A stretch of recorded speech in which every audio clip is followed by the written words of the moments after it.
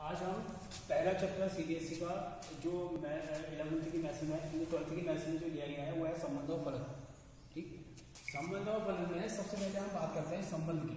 संबंध को जिसको हम अंग्रेजी में रिलेशन भी बोलते हैं, और इस रिलेशन को या संबंध को व्यक्त करने के लिए हम 11th में हमने पढ़ा था कार्टेशियन प्रोडक्ट, जिसे हम कार्तीय गुणन कहते हैं।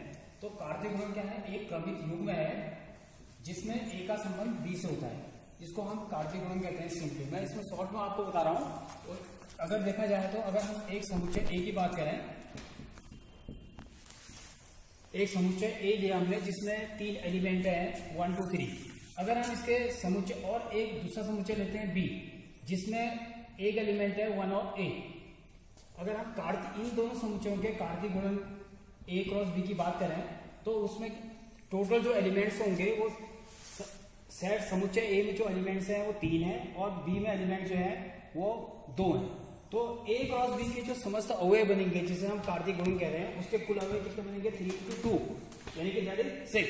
और वो जो क्रमिक युग्म में हम लिखते हैं उनको हम इस प्रकार से लिखते हैं 1, 1, 1, A, 2, 1, 2, A, 3, 1 और 3, A। तो ये A क्रॉस B के अंदर जो क्रमिक युग्म है 1 A, 2 A, 2 A, 3 A, 3 A, ये कुल एलिमेंट 6 है, इनको हम बोलते हैं कार्तीय गुणन। तो यहाँ पर जो है कार्तीय गुणन के हमें संबंध, किसी भी संबंध को व्यक्त करने के लिए कार्तीय गुणन की आवश्यकता होती है। तो अगर हम बोले कि संबंध में ए का संबंध, ए एक अवयव है उसका संबंध बी से है, तो इसको हम क्रमिक युग्म में ए, बी से हम व्यक्त कर सकते हैं। और अगर ये संबंध है आर तो हम इसको लिखेंगे ए, बी बिलोंग्स टू आर। तो यहाँ पर थोड़ा सा मुझे जो कार्तीय गुणन की जो यहाँ पर जो आवश्यकता महसूस होगी वो क्या संबंध को व्यक्त करने के लिए महसूस होगी। तो इससे आगे बढ़ते हैं। अब हम बात करते हैं संबंध की बात।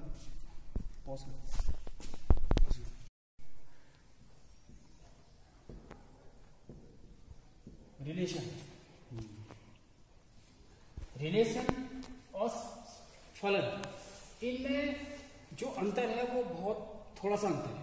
प्रत्येक फलन जो होता है एक संबंध हो सकता है, परंतु प्रत्येक संबंध एक फलन नहीं हो सकता है। तो हम ये बोल सकते हैं कि अगर एक हम ये समुच्चय दिखाएं या एक डायग्राम से हम व्यक्त करें, अगर ये डायग्राम जो मैंने सर्किल के रूप में व्यक्त किया है, अगर ये संबंध को व्यक्त करता है तो इसके अंदर ही एक छोटा सा पार्ट हम लेंगे तो वो किसको व्यक्त करेगा? फलन को व्यक्त करेगा। तो ऐसा माना जा सकता है कि प्रत्येक फलन एक संबंध है, परंतु प्रत्येक संबंध एक फलन नहीं होता। अब संबंध के बारे में ज्यादा व्याख्या करें तो संबंध को हम सिंपल सा एक क्रमिक युग्म में ए बी से व्यक्त करते हैं।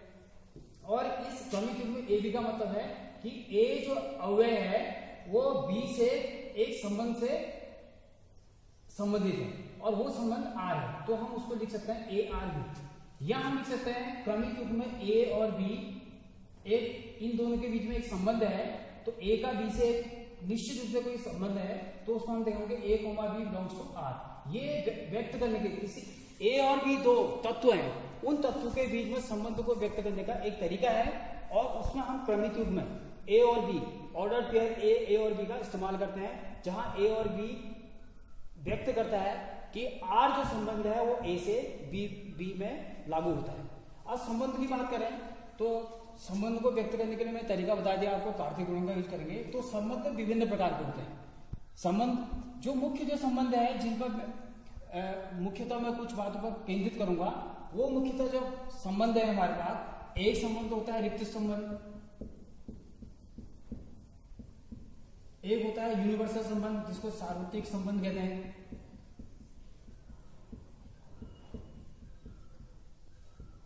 एक होता है प्रतिलोम फलन, प्रतिलोम संबंध,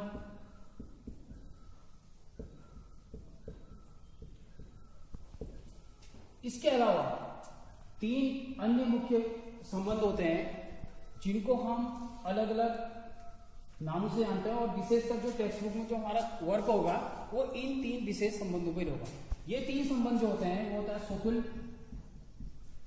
जिसे हम रिफ्लेक्सिव संबंध भी कहते हैं, स्वतुल्य, सममित,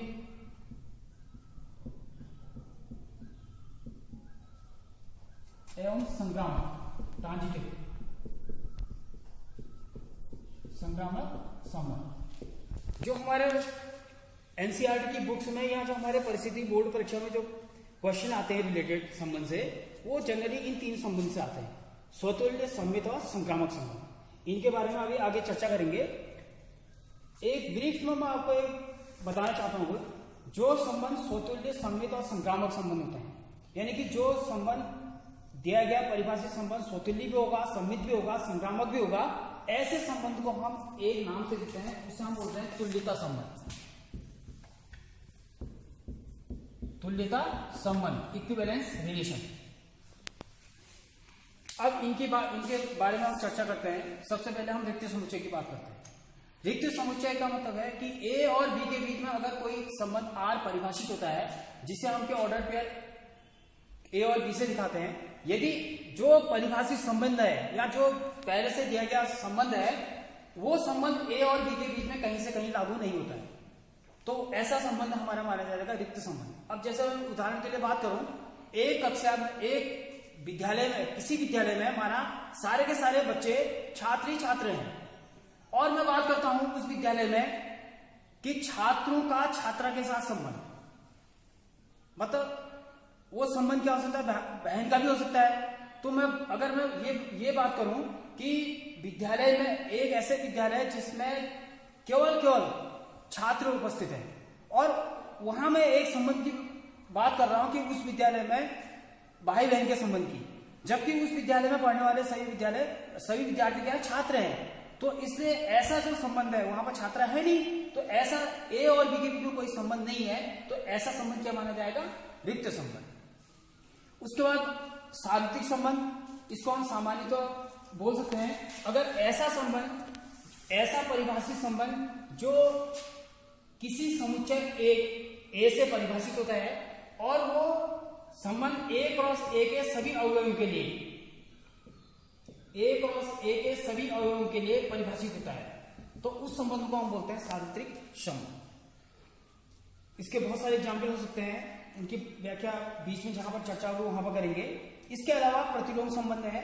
प्रतिलोम संबंध जो हुआ, अगर हम ए और बी के बीच में परिभाषित कोई संबंध आर है, तो अगर यही संबंध बी और ए के बीच में ही परिभाषित होता है, तो ऐसे संबंध को हम बोलते हैं प्रतिलोम संबंध। बी क्रॉस आर इनवर्स का मतलब संबंध आर का प्रतिलोम। अगर ये ए से बी के लिए कोई संबंध आर परिभाषित होता है, यदि यह संबंध आर से रिवर्स, यानी कि बी तत्व से ए तत्व की ओर परिभाषित हो, तो ऐसा संबंध कहा जाता है प्रतिलोम फंक्शन, प्रतिलोम संबंध।